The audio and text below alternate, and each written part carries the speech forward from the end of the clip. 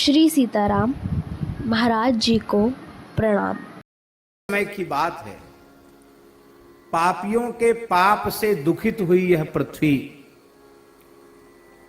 गाय का स्वरूप धारण करके ब्रह्मा जी के पास में, ब्रह्मा जी नारद जी को सुना रहे, मेरे पास में धरती माता आई और रो करके अपने दुख का निवेदन किया गाय के रूप में। इसलिए गाय जो है ना, वो पृथ्वी का साक्षात चलता फिरता स्वरूप है। गाय की हत्या पूरी धरती की हत्या है और गाय की रक्षा संपूर्ण धरती की रक्षा है, क्योंकि धरती का आधि दैविक स्वरूप गाय का ही है।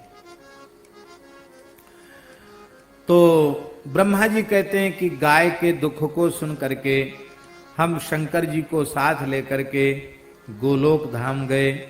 वहां जाकर के भगवान गोलोक बिहारी श्री कृष्ण से हमने प्रार्थना की कि प्रभु, धरती का दुख तो आप ही दूर कर सकते हैं, धरती की समस्या का समाधान कीजिए।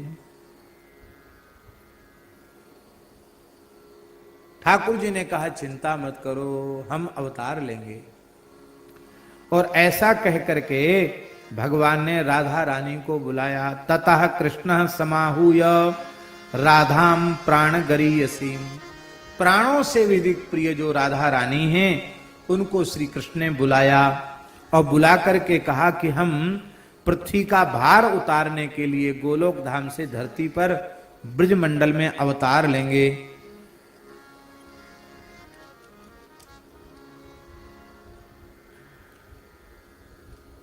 यह सुनकर के राधा रानी व्याकुल हो गई, उन्हें मूर्छा सी आने लगी। ठाकुर जी ने उन्हें संभाला, अरे तो आप इतनी क्यों विभोर रह गई? बोले आपने हमसे बिना पूछी जाने का निश्चय कर लिया, मैं आपके बिना कैसे रहूंगी? ठाकुर जी ने, हम यही तो कह रहे हैं, अरे आप हमारे बिना कैसे रहेंगे? ना मैं आपके बिना कैसे रहूंगा, इसलिए आपको भी ब्रज में अवतार लेना है, ये प्रार्थना करने आए हैं। तो आप कब ले रहे हो अवतार? बोले हम तो भादों के कृष्ण पक्ष की अष्टमी तिथि को अवतार ले रहे हैं। और ये शेष जी जो है ना, ये भादों के शुक्ल पक्ष की छठ को प्रकट हो रहे हैं। दाऊ दादा,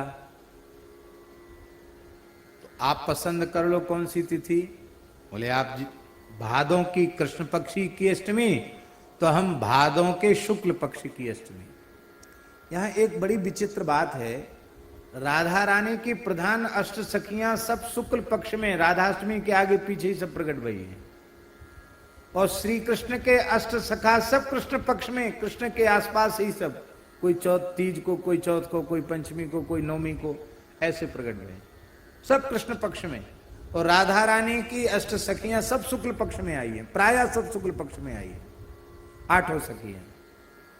तो अष्ट सखी की लीला भी ब्रज में होती ना, ये भादों के शुक्ल पक्ष में गांव गांव में जाकर के, ये उनकी तिथियों पर ही होती है। राधा रानी ने भादों के शुक्ल पक्ष की अष्टमी तिथि को अवतार लेने का निश्चय किया। कहां प्रकट भई? पद्म पुराण की बात है ये। पद्म पुराण में लिखा है, वृषभानोर यज्ञ भूमौ जाता सा राधिका दिवा, यज्ञार्थम शोधिता यांचो दृष्टा सा दिव्य रूपिणी। जैसे जानकी जी के प्राकट्य की कथा है, पद्म पुराण के अनुसार राधा रानी का प्राकट्य भी ऐसे ही हुआ। वृषभानु बाबा ने यज्ञ किया। यज्ञ के लिए सोने का हल लेकर के पहले धरती को जोता जाता है। वृषभानु बाबा यज्ञ भूमि का शोधन करने के लिए, और जब कर रहे थे उसी समय एक दिव्य सिंहासन प्रकट हुआ, और दिव्य सिंहासन पर साक्षात राधा रानी नित्य किशोरी के रूप में अष्ट सखियों के सहित प्रकट हुई। उनके दिव्य स्वरूप का दर्शन करके वृषभान जी धन्य हो गए। प्रार्थना किया तो राधा रानी छोटी सी लाली के रूप में है गई। कीर्ति मैया ने गोद में लिया, मैया के पयोधरों से दूध चुचाने लग गया।